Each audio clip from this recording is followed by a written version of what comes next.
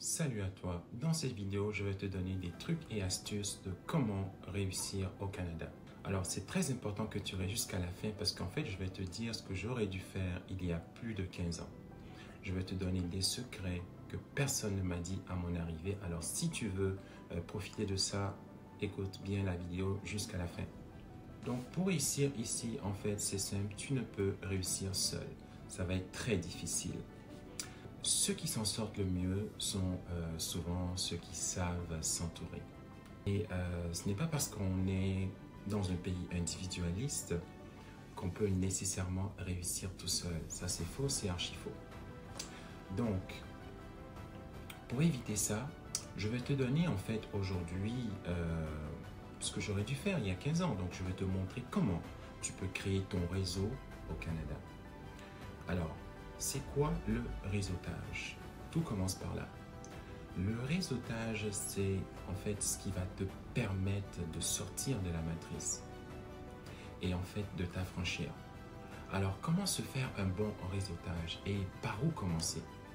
Même si tu ne connais personne encore, la clé pour te trouver un bon travail, pour créer une entreprise, pour avoir des opportunités, même pour trouver un logement, le plus facilement, c'est de créer un réseau. Alors là, tu vas me dire, c'est quoi le réseautage? Comment je fais du réseautage? Oui, j'en ai entendu parler, mais je ne sais pas trop. Contrairement à d'autres pays, le Canada a beaucoup d'opportunités. Malgré tout ce que les gens disent, malgré tout ce qu'on paye comme taxes, comme impôts, il y a énormément d'opportunités et ces opportunités-là passent par du bouche à oreille. Un emploi sur deux ne serait jamais affiché en ligne. C'est pour les Indiens et bien d'autres communautés réussissent. Pourquoi? Parce que, eh bien, ils s'entraident. Par exemple, un emploi est affiché sur la toile. Donc, où un bon plan s'ouvre, une opportunité, une porte s'ouvre. Les membres d'une communauté vont passer le message.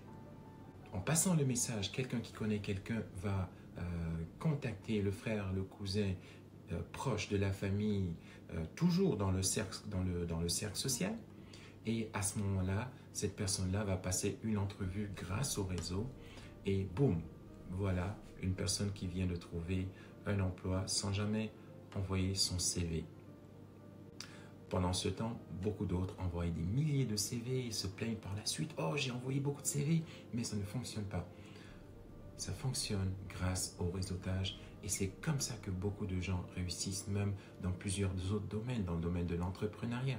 Ils ont des opportunités grâce à la famille élargie qui leur offre les moyens de se trouver, exemple, des locaux pour entretenir leur business, etc. Alors quand on vient d'arriver, quand on est un groupe minoritaire dans une société majoritaire, il faut savoir créer son réseau et utiliser la force du groupe. Comment utiliser la force du groupe? Il y a bien sûr les associations.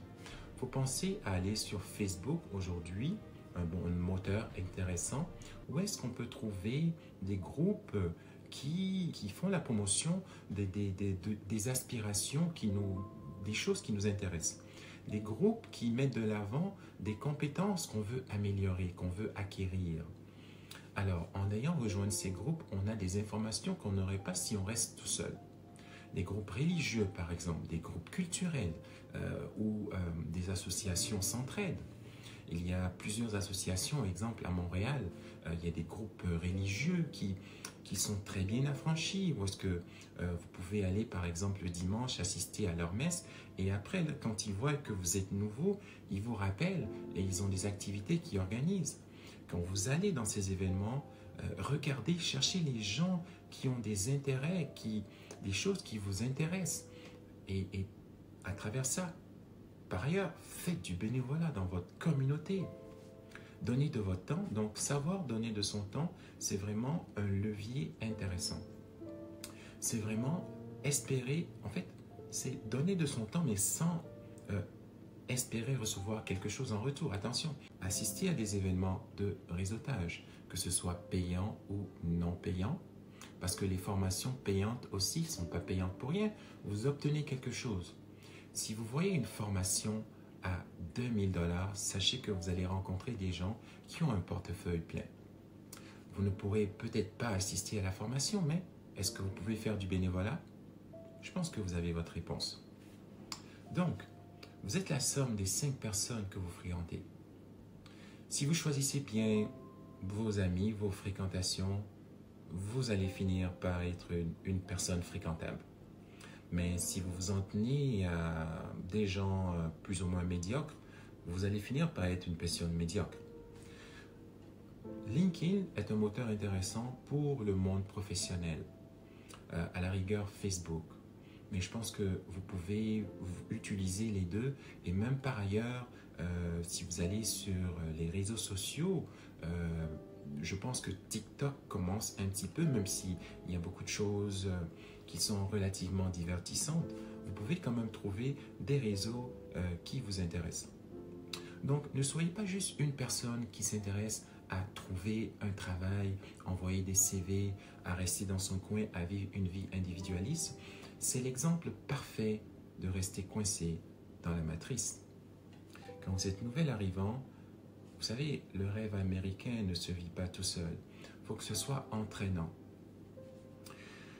L'Europe s'est construite, l'Amérique s'est construite avec des mouvements communautaires. Les grandes révolutions se sont faites avec des mouvements, avec la force du groupe. Donc, pour réussir, vous devez utiliser le levier du groupe et donner de votre temps. Donc, c'est très important d'avoir une mentalité d'ouverture.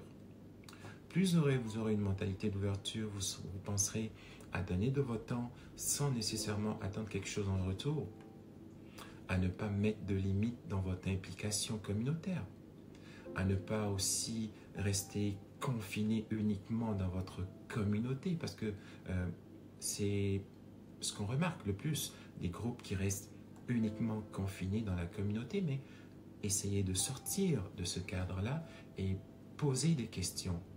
Aller chercher des exemples de réussite, c'est souvent comme ça qu'on va réussir à attirer l'attention, à grandir culturellement, émotionnellement, professionnellement aussi.